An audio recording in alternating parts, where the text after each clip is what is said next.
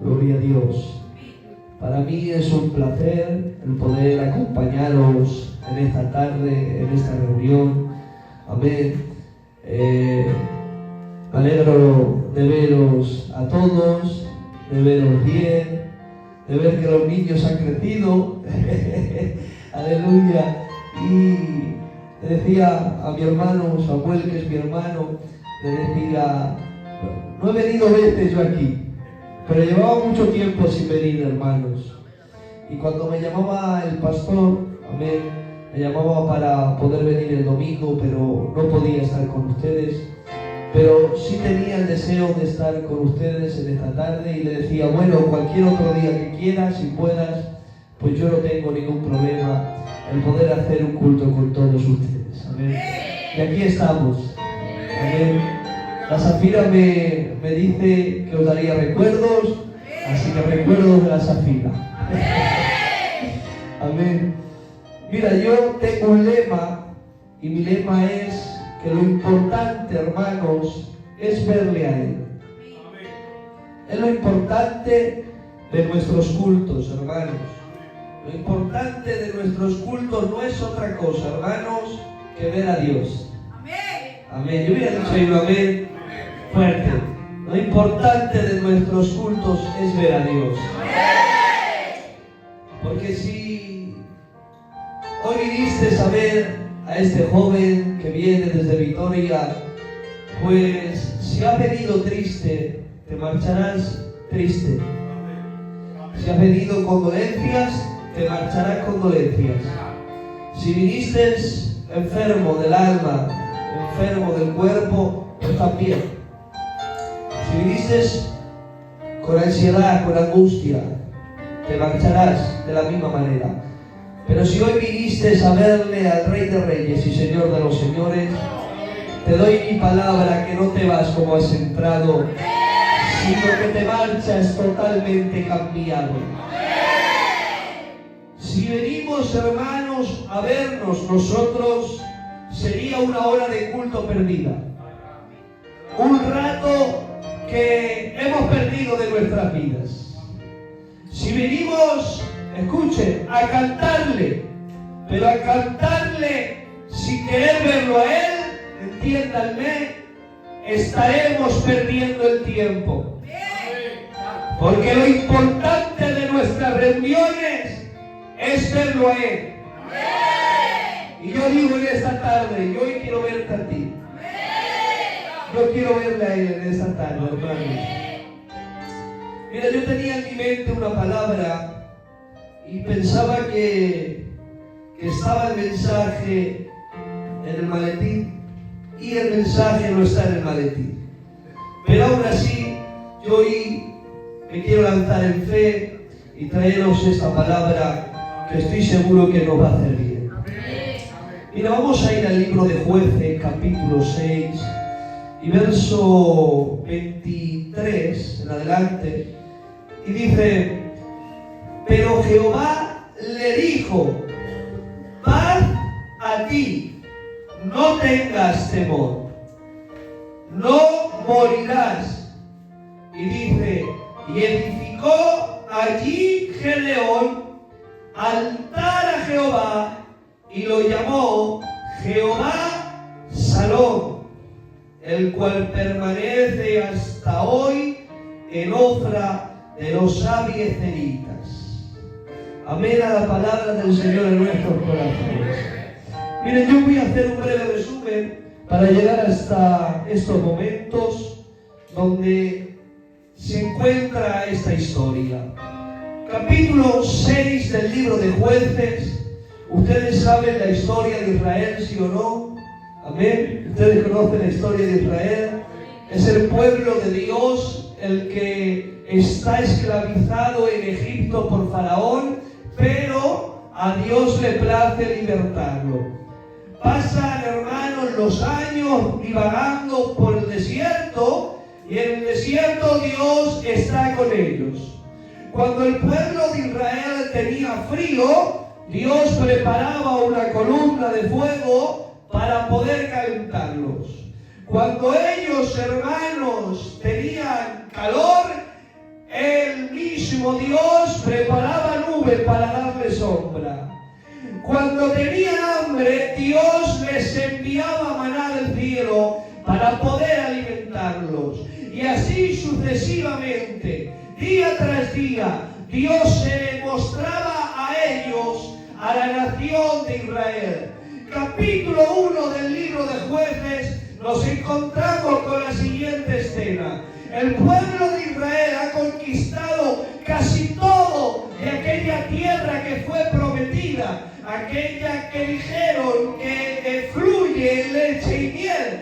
Y en el capítulo 1 nos encontramos con que está casi conquistada, pero no está completamente conquistada.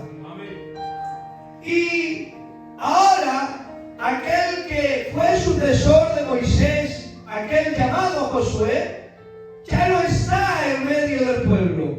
Los ha dejado huérfanos de líder. No hay un líder en la cabeza que pueda llevarlos como ellos están acostumbrados. Y en el capítulo 1 nos encontramos con algo, y es con el pueblo de Dios pidiendo dirección al Dios del pueblo. Y orando, intercediendo, pidiendo allí, hermanos. Se volcaron todos a buscar a Dios, y Dios les dijo lo que tenían que hacer. Pero hay un problema. El problema es el siguiente, y es que Dios les dice exterminar con todo, pero ellos no exterminan con todo. Y allí dejaron, hermanos, un poco de los cananeos, un poco, hermanos, de los habitantes que allí reinaban hasta que ellos llegaron.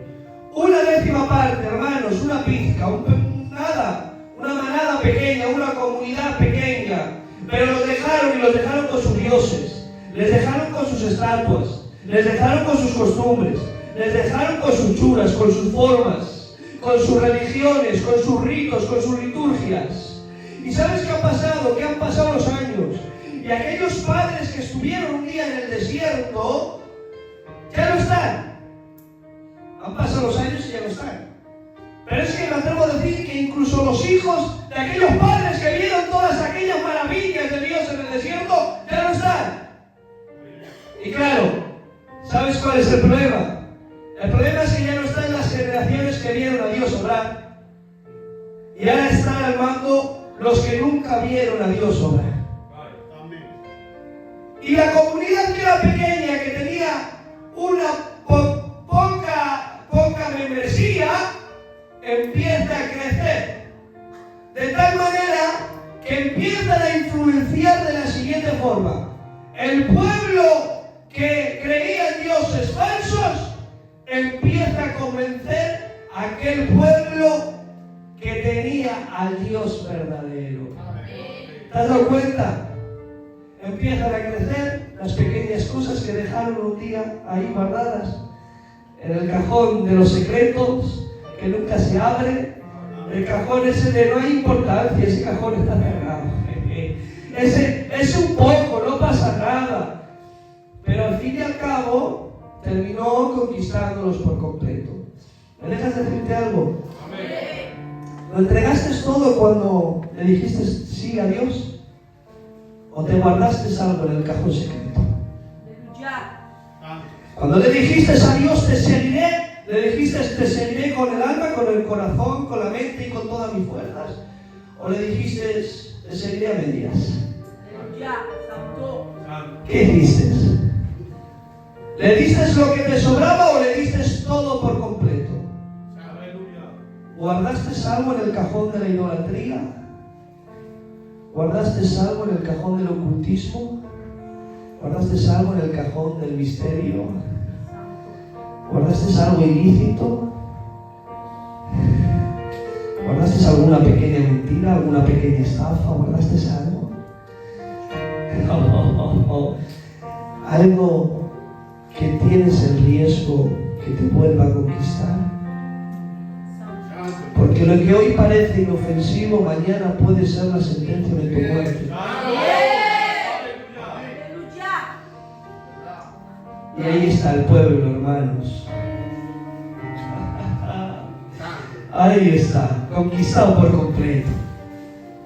Y en el capítulo 6, verso 1, nos encontramos con esta frase que hoy te quiero lanzar directamente. Y dice la Biblia, dice, los hijos de Israel hicieron lo malo ante los ojos de Jehová.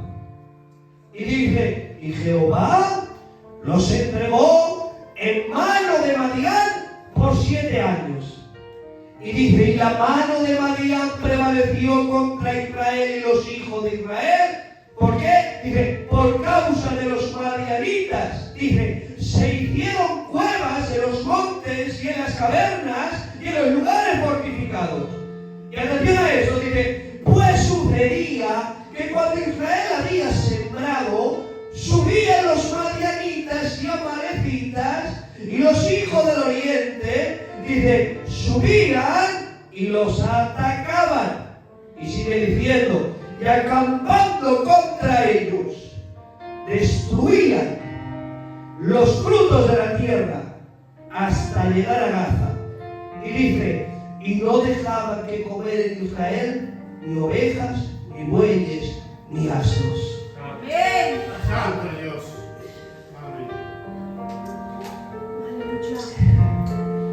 Los hijos de Israel hicieron lo malo. ¿Ante quién? Ante los ojos de Jehová. Amén. Porque no hay nada escondido ante sus ojos. Aleluya. El cajón que cerraste hace años, lo que guardaste que parecía que nadie se había dado cuenta, tengo que lanzarte y decirte hoy algo, y es que estás confundido. Hay alguien que sí se dio cuenta.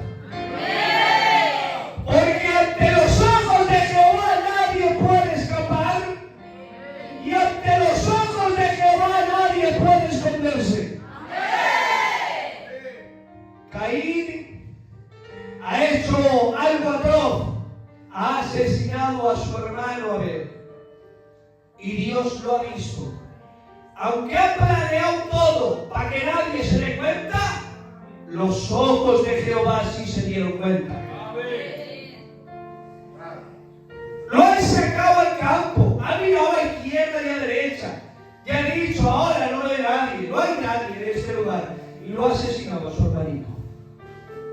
Han pasado, hermano, las horas y tal vez los días, y Dios ha salido en búsqueda de Caín. Y ha empezado a decirle, Caín, ¿dónde estás? Caín. Y Caín dice, dime, Señor, ¿qué quieres? Dios le dice a Caín, llevo días sin ver a tu hermano Abel. Es raro, porque él siempre me preparaba la mejor ofrenda. Él siempre me ofrecía el mejor sacrificio. Hablábamos de manera muy común. Era mi colega. Y hace días que no lo veo. ¿Tú sabes algo? ¿Y qué responde Caín? Caín dice, yo no sé. ¿Acaso soy yo el guarda de mi hermano? Yo le digo a Caín, eres un tontorrón, Caín. Porque el Señor ya te ha visto, pero te está dando la oportunidad de que te arrepientas. La oportunidad de que le digas sí de mangao. Porque qué cosas que no has aprendido nada. Qué cosas que tus papás te habrán hablado lo que pasó un día en el Edén, pero tú no has aprendido nada. Qué cosas que te enseñaron que tenías que venir a ofrecerme adoración, pero se te ha olvidado que yo lo veo todo. Qué cosas que te has olvidado lo que te dijeron tus papás, Adán y Eva. Qué cosas que mis ojos ven lo que nadie ve. Le estaba diciendo que es que te estoy dando una oportunidad. Yo quiero lanzarte hoy aquí a ti que me escuchas. Tú que guardaste aquello en el cajón secreto. Dios viene cada tarde preguntándote, ¿qué es eso? ¿Dónde estás? ¿Qué haces? Y tú, perdónenme por la expresión, y nosotros somos tan buenos actores que intentamos darle el pego al Señor levantando nuestras manos. Pero es que el Señor no quiere tus manos levantadas, manchadas de sangre. Quiere tus rodillas inclinadas en el suelo pidiendo perdón. Y cada día venimos al culto aparentando que no pasa nada, aparentando que no hemos roto un plato. Y tú dices, no pasa nada, no pasa nada, no sucede nada, no hay consecuencias. Habrá consecuencias si no te arrepientes. Dios te está dando una oportunidad.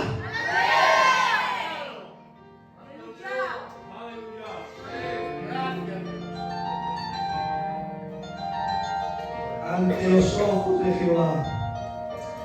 ¿Y qué hizo Jehová? Entregarlos en mano de Madián. ¿Sabes? Yo me hacía una pregunta. Porque, ¿qué es Dios? Si yo te digo a ti, te hago una pregunta, seguro que te va a venir una respuesta a la cabeza. Pero si yo te digo, ¿qué es Dios? ¿Qué es Dios? A ver, alguien que me responda, ¿qué es Dios? ¿Qué es Dios, Gonzalo? ¿Qué es Dios? Gonzalo, padre mayor. Vale. Tío, ¿qué es Dios? Vale. Tío Jero, ¿qué es Dios? Amén. ¿Qué es Dios? Pianista. Lo mejor. Venga, pastor, ¿qué es Dios? Amén. ¿Cuántas cosas es Dios, verdad? Pero hay una que lo describe muy bien. Y es, Dios es amor. Dios es amor. Él no tiene amor, Él es amor.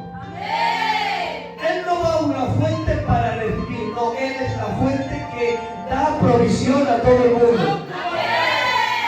Pero ahora, dice, y los entregó en mano de Madián. Y yo digo, pues, ¿no eres tú Dios de amor? ¿No eres tú Dios que perdona? ¿No eres tú Dios de misericordia? Y yo, mi espíritu me respondía y me decía, sí, eso es. Pero tengo que lanzarte hoy esta palabra, y es que Dios es amor, Dios perdona y Dios es misericordia. Pero Dios no es un consentidor. Y los entregó en mano de Madián. Hay personas que están confundiendo consecuencias de sus pecados con procesos cristianos. ¿Qué estaba pasando con los de Israel? ¿Era un proceso o una consecuencia de sus pecados? ¿Qué era? Era una consecuencia de sus pecados. Y estaban siendo oprimidos. Y yo he visto a algunos hermanos con muy mala cabeza que han hecho cosas de muy malas maneras y luego han puesto en sus estados de WhatsApp, Señor, sácame de este proceso. Y yo digo, tontorrón, eso no es un proceso, es una consecuencia por tu mal hacer, por tu pecado.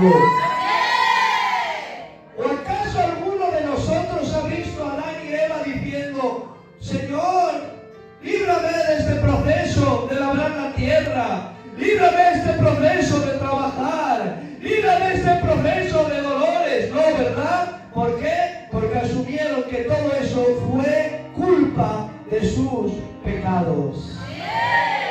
Y necesitamos hoy con urgencia examinar si estamos en el proceso o estamos viviendo las consecuencias de nuestros pecados. Nos tenemos que hacer la pregunta de ¿quién ha levantado esta tormenta? ¿Sopló Dios o fueron las manos de los enemigos? Porque en la Biblia nos encontramos con una tormenta en la cual Jesús estaba en la barca y los tripulantes empezaron a tener miedo porque los mares se levantaron. Y esa barca y esa tormenta, aunque la permitió Dios, porque no te olvides que Dios está al mando del todo, aunque la permitió, no fue una tempestad que levantó Él. Pero en cambio nos encontramos con otra tormenta en el libro de Jonás, donde hay un profeta desobediente que no obedece lo que Dios demanda. ¿Y qué pasa? Se mete en una barca y navegando en medio de los mares, ¿qué sucede? Una tormenta que se levanta, pero esta sí la provocó Dios. ¿Por qué? Para que volviera en sí. Por lo tanto, ¿quién levantó tu tormenta? ¿Fue Dios para que te arrepintieras? ¿Quién levantó tu tormenta? ¿O permitió Dios tu tormenta a través de otras cosas para procesarte como José? Fijaros, la obediencia te lleva a la cárcel como a José. ¿Pero para qué? Para procesarte. ¿Qué hacía José en Canaán, hermanos? ¿Qué hacía? Soñaba, ¿sí o no? Era el soñador. Pero pregunto, ¿sabía interpretar sueños? ¿A qué no? ¿No? Porque cuando vio el sueño de las espigas, cuando vio el sueño del trigo, cuando vio el sueño de las estrellas, del sol inclinándose, cuando vio todo esto, no supo interpretar lo que era. Pero en cambio en la cárcel, ¿qué pasó? Vino un panadero y vino un copero con dos sueños diferentes y le preguntaron y le enseñaron el sueño. ¿Y qué hizo José? Lo interpretó. ¿Te has dado cuenta? La cárcel enseñó a José a interpretar sueños. Si te estás preguntando el porqué de tu proceso, yo te doy hoy a ti la solución. Es porque el Señor está formándote. Es porque el Señor está desarrollando tu propósito. La cárcel de tu proceso no fue hecha para destruirte, fue hecha para catapultarte hacia la gloria del eterno Dios.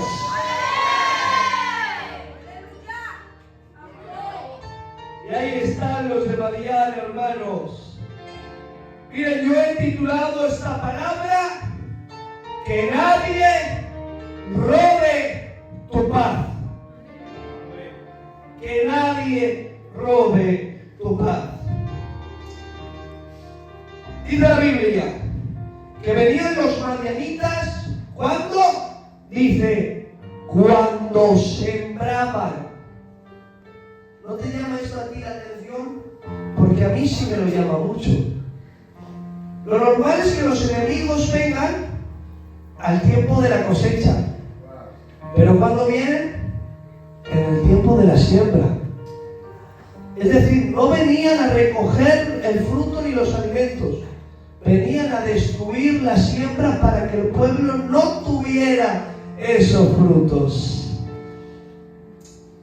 ¿No te ha pasado a ti a veces que tienes una temporada así, normal, regular, vamos a decir mala, y que las cosas no van bien, pero te empiezas a inclinar a Dios y empiezas a orar y empiezas a buscarle y te vienen problemas y te vienen dolores y te vienen malas noticias y te vienen persecuciones y te viene el niño y te viene la madre y te viene la suegra y te vienen a robarte la paz. ¿No te ha pasado? Sí, porque el enemigo es experto en venir a atacarte cuando estás empezando a sembrar. ¿Por qué? Porque lo que quiere es desilusionarte. Quiere hacer que te veas sin ganas. Y cuando tú lo intentas por primera vez, Pero yo digo en esta tarde que rabien los infiernos, que rabie Satanás, porque con la iglesia de Sasua no puede. Con la iglesia de Sasua no puede. Porque con nosotros está Jehová de los ejércitos.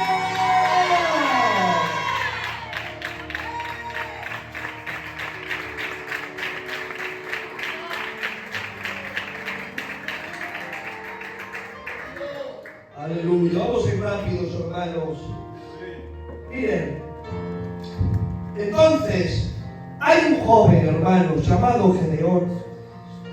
Pero antes de que estaría este joven llamado Gedeón, hay una acción en los hijos de Israel. Y la acción es esta. Y dice, y los hijos de Israel clamaron a Jehová. Clamaron a Jehová. Y Dios les oyó. Porque a Dios no le importa la cuantía de tus pecados. Hubiera dicho un amén más fuerte. A Dios no le importa la cuantía de tus pecados. A Dios no le importa la magnitud de tu fracaso. A Dios no le importa cuántas veces has caído. Si vienes pidiendo clemencia ante Él. Cuántas cosas mal habían hecho los hijos de Israel. Pero viva mi Dios. Que lo que destruyó durante años Madián, Dios estaba a punto de restaurarlo con un chasquido de dedos. Lo que Satanás trata de destruir durante muchos años, te doy mi palabra que Dios en milésima de segundo lo restaurará. Si vienes en esta tarde pidiéndole perdón a Dios, Dios te limpia. Dios te perdona y Dios te restaura. Porque no hay pecado que no pueda perdonar su sangre preciosa. Y entonces Dios fue a buscar una solución. Y paseando, hermanos, por Israel se encontró con un jovencito. Y dice la Biblia que aquel jovencito llamado Gedeón estaba guardando el trigo en el lagar. ¿Os acordáis lo que hemos leído? Dice, pero Jehová le dijo, hemos empezado así, paz a ti, no tengas temor, no morirás. Y dice, y edificó allí Gedeón altar, dice, y lo llamó Jehová Shalom. Que significa, Jehová es mi paz. Amén. Santo. Paz a ti. Yo le decía al Señor, Señor, creo que te has equivocado esta vez. Gedeón no necesita paz. Jehová lo necesita a Jehová el Shalom, que es el Jehová de mi paz. Yo que lo veo yo. Jehová, él no necesita a ese Jehová. Él necesita a Jehová el Shaddai, el Dios Todopoderoso, para ser libertado de Madián. Pero Dios me decía, David, yo sé más. Porque a ti te preocupan las cosas de fuera, ¿verdad? Las exteriores. Pero es que Dios, para arreglarte las cosas externas, hoy va a tener que arreglarte las cosas internas. Y ahí vemos a aquel jovencito guardando el trigo en el lagar. ¿Sabéis qué es el lagar? En el lagar, hermanos, no se avienta el trigo ni se guarda. Ahí se guarda la uva. Es un lugar así como este, pero sin ventanas. Y claro, el trigo necesita viento para cuando el hombre que está aventando, cuando levante el trigo, venga el viento, se lleve lo que no pesa y el trigo caiga. Pero en el lagar hay una pequeña puertecita que se abre de vez en cuando y hay un poco de viento. ¿Sabes cuál era el problema de Gedeón? El problema de Gedeón era que no tenía paz y vivía con miedo guardando el trigo en el lugar que no era correcto. Y ahí estaba, escondido. Pero Jehová le dijo: paz a ti. Y él dijo: me has dado con lo que necesito. Y dice, y levantó un altar y le puso por nombre: Jehová es mi paz. Porque mi problema no era Madián, mi problema es que Madián se había hecho tan mío que me tenía amedrantado. Madián se había opuesto con tanta intimidación que yo ya no podía vivir. Y yo tengo que lanzarte hoy a ti esta palabra. Hoy en día, hermanos, tenemos a mucha gente dentro de las iglesias oprimidas por Madián, llenas de temores, llenas de depresiones, las mentes perturbadas, ennegrecidas por la opresión de la depresión, de la angustia, de la ansiedad. Pero ven hoy aquí, quiero presentarte al Dios de paz. ¡Eso es fuerte! Y Gedeón dijo: has dado con la clave.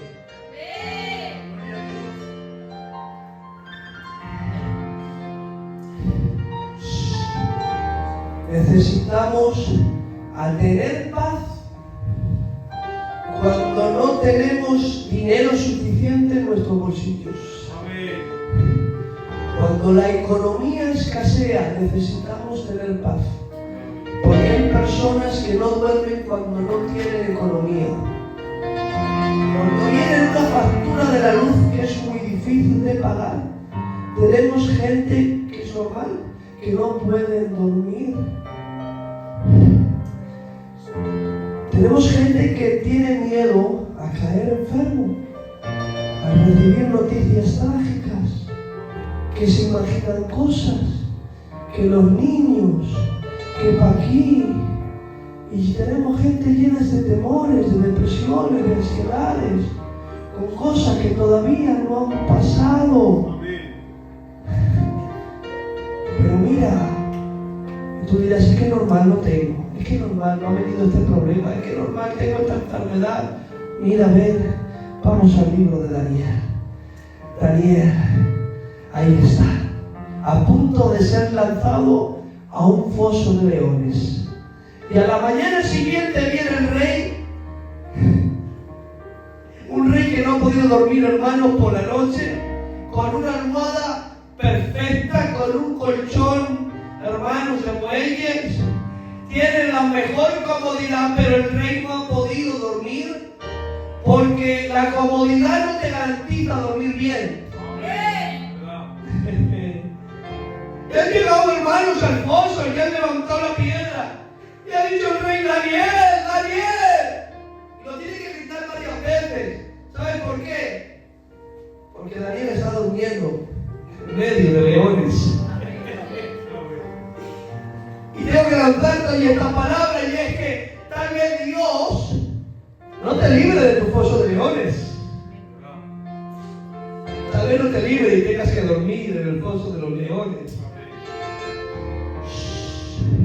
Pero Dios te va a aprender, o mejor dicho, a enseñar, te va a enseñar a dormir entre los leones que rugen. ¡Amén!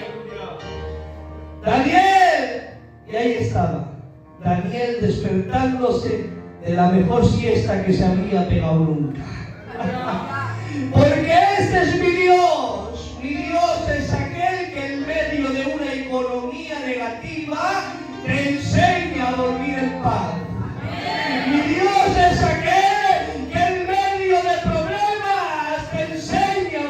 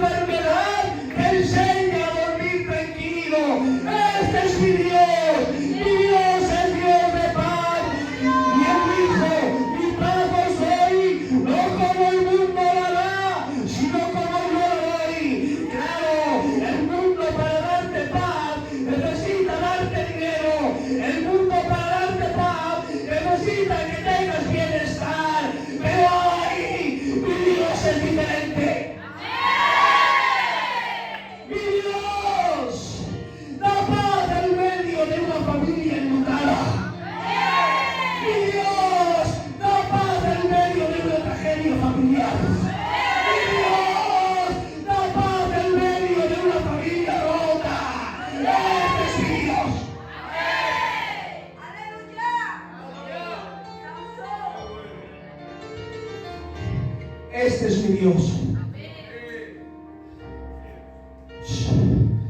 Jóvenes, no necesitáis dinero para tener paz. Necesitáis a Dios. Hermanos, no necesitamos tener mejores coches ni furgonetas ni una mejor casa para tener paz. Necesitamos tener a Dios. Necesitamos tener a Dios, hermanas. No necesitas una cocina mejor. Necesitas tener a Dios. No necesitas no tener problemas. Necesitas tener a Dios. Yo no sé si te está atormentando algún tipo de depresión en este tiempo, pero hoy Dios quiere enseñarte a ser capaz de coger el sueño aun estando rodeado de leones. Dios quiere enseñarte a pasear entre llamas de fuego. ¿Qué cosas? Que para pasear necesitamos unos buenos calzados. Necesitamos una ropa cómoda y un paisaje perfecto para ello. Pero qué cosas que mi Dios es capaz de hacer pasear a 3 jóvenes en medio de un horno de fuego. Dios es experto en enseñarte a pasear en hornos de fuego. Pero digo más, nadie canta en medio de una prisión. Pero qué cosas que mi Dios enseñó a 2 hombres en medio, hermanos, de una prisión muy peligrosa, en medio de la medianoche, cuando todo estaba más oscuro. Qué cosas que mi Dios enseñó a Pablo y Silas a cantar alabanzas en medio de su prisión. Este es mi Dios. Por lo tanto, ¿qué os parece? Es pronto, hermanos, si apagamos las luces unos minutos.